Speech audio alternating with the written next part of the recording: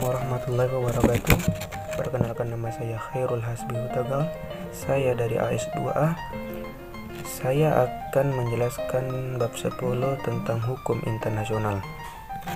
Sebelum saya menjelaskan tentang hukum internasional, saya akan menjelaskan pengertian pengantar ilmu hukum.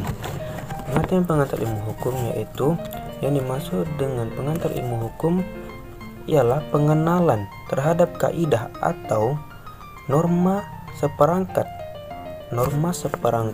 terhadap peraturan dan manfaatnya itu berdampak secara langsung kepada manusia, baik subjeknya maupun objeknya.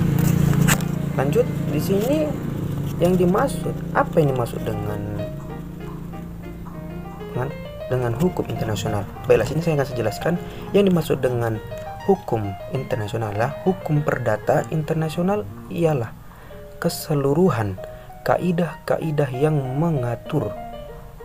Ini kaidah-kaidah mengatur hukum antara perilaku hukum masing-masing itu tertunduk kepada hukum nasional yang berbeda-beda. Di sini ada juga, sedangkan dia hukum pidana internasional. Hukum pidana internasional itu hukum yang mengatur antar negara lain, antara negara yang satu dengan negara yang lain. Ini makanya disebut dalam hubungan internasional. Lanjut, di sini ada sumbernya.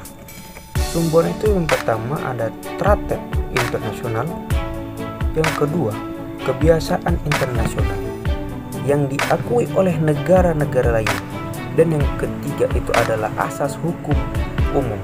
Sama, asas hukum ini juga diakui oleh negara-negara lain. Yang terakhir, yang keempat adalah jurisprudensi internasional. Jurisprudensi internasional. Lanjut, di sini saya akan menjelaskannya. Subjek hukum internasional. Subjek hukum internasional ini ada beberapa sih. Yang pertama itu ada negara, yang kedua tata suci, yang ketiga palang merah internasional, yang keempat itu ada organisasi internasional, dan yang kelima terakhir ada individu. Baiklah, lebih dan kurang saya mohon maaf kepada Allah, saya mohon ampun. Wabillahi taufiq wal hidayah. Wassalamualaikum warahmatullahi wabarakatuh.